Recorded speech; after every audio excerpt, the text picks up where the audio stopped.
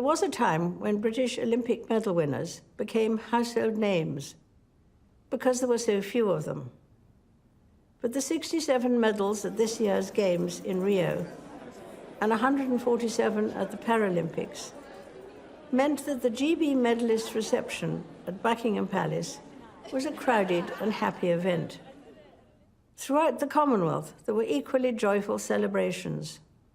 Grenada, the Bahamas, Jamaica, and New Zealand won more medals per head of population than any other countries. Many of this year's winners spoke of being inspired by athletes of previous generations. Inspiration fed their aspiration, and having discovered abilities they scarcely knew they had, these athletes are now inspiring others. A few months ago, I saw inspiration of a different kind when I opened the new Cambridge base of the East Anglian Air Ambulance, where Prince William works as a helicopter pilot. It was not hard to be moved by the dedication of the highly skilled doctors, paramedics, and crew who are called out on average 5 times a day. But to be inspirational, you don't have to save lives or win medals. I often draw strength from meeting ordinary people doing extraordinary things. Volunteers, carers, community organizers, and good neighbors. Unsung heroes whose quiet dedication makes them special. They are an inspiration to those who know them, and their lives frequently embody a truth expressed by Mother Teresa, from this year Saint Teresa of Calcutta. She once said, "Not all of us can do great things, but we can do small things with great love." This has been the experience of 2 remarkable organizations, the Duke of Edinburgh's Award and the Prince's Trust, which are 60 and 40 years old this year. These started as small initiatives, but have grown beyond any expectations and continue to transform young people's lives. To mark my 90th birthday, volunteers and supporters of the 600 charities of which I have been patron came to a lunch in the Mall.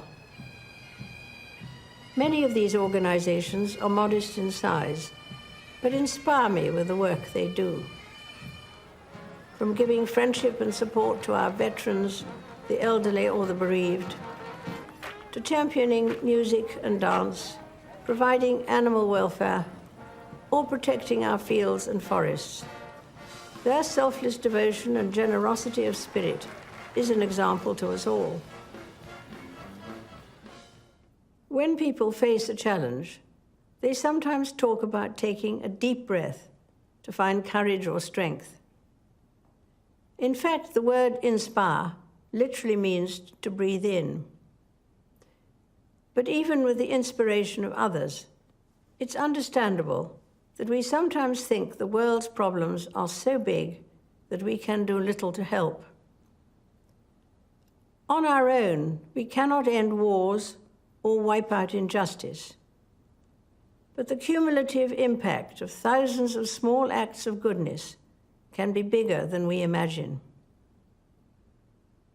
At Christmas, our attention is drawn to the birth of a baby some 2,000 years ago.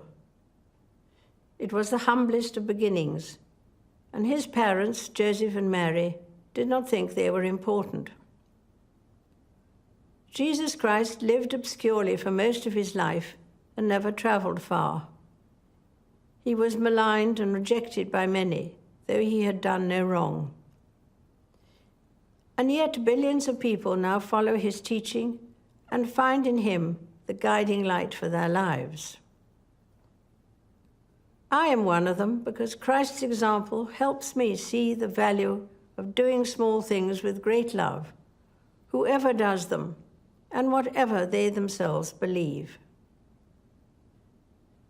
The message of Christmas reminds us that inspiration is a gift to be given as well as received, and that love begins small but always grows.